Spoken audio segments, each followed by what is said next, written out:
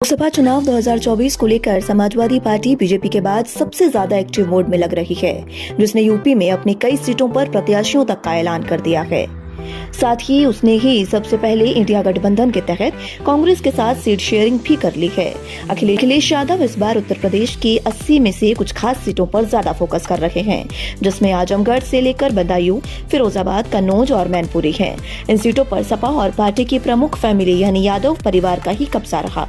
लेकिन पिछले लोकसभा चुनाव के दौरान 2019 में सपा को इनमें से भी कई सीटों पर तगड़ा झटका लगा। अखिलेश पिछली बार की तरह इस बार बेइज्जत नहीं होना चाहते। हाल में परिवार को लोकसभा चुनाव जिताने की प्लानिंग में लगे हुए हैं। दरअसल पिछले चुनाव के दौरान समाजवादी पार्टी के मुखिया अखिलेश यादव की फैमिली के ही कई सदस्य चुनाव हार गए थे, जिससे पार्टी के लिए काफी शर्मनाक प्रदर्शन रहा। पिछले लोकसभा चुनाव में अखिलेश यादव आजमगढ़ से जीते थे और इस्तीफा दिया तो 2022 के उपचुनाव में ये सीट उनके भाई धर्मेंद्र यादव हार गए। ऐसे में अखिलेश यादव नहीं चाहते कि 2019 की तरह ही सपा के प्रमुख परिवार का कोई सदस्य 2024 में भी चुनाव हारे और परिवार की किरकिरी न हो।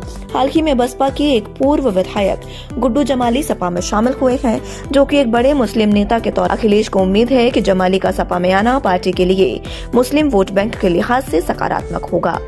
अखिलेश ने जमाली के स्वागत के दौरान कहा भी था कि जमाली का आना पिछड़ा, दलित, अल्पसंख्यक तीनों ही मोर्चे पर मजबूत करने वाला है। पर हुए उपचुनाव में उनके भाई धर्मेंद्र यादव 8000 के करीब वोटों से हार गए थे। उस दौरान गुड्डू जमाली बसपा के प्रत्याशी थे और उन्होंने 2,63,000 वोट हासिल किए थे। ऐसे में अखिलेश की सोच है कि जमाली का सपा में आना सपा के लिए फायदा बनेगा। हाल ही में अखिलेश यादव फिरोजाबाद के एक स्थानीय पॉपुलर मुस्लिम नेता और पूर्व सपा विधायक अजीम भाई से मिलने उनके घर चले गए थे। अजीम सपा से नाराज थे क्योंकि उन्हें 2022 के विधानसभा चुनाव में टिकट नहीं मिला था। उनकी पत्नी ने बसपा के टिकट पर चुनाव लड़ा और काफी वोट काटे थे। चलते बीजेपी के चंद्रसेन जादौन 32,000 के करीब वोटों से जीते थे। फिरोजाबाद में काफी दलित हैं और अखिलेश को उम्मीद है कि राज्यसभा भेजे गए दलित नेता रामजीलाल सुमन के चलते उनके खाते में दलित वोट भी बढ़ेंगे।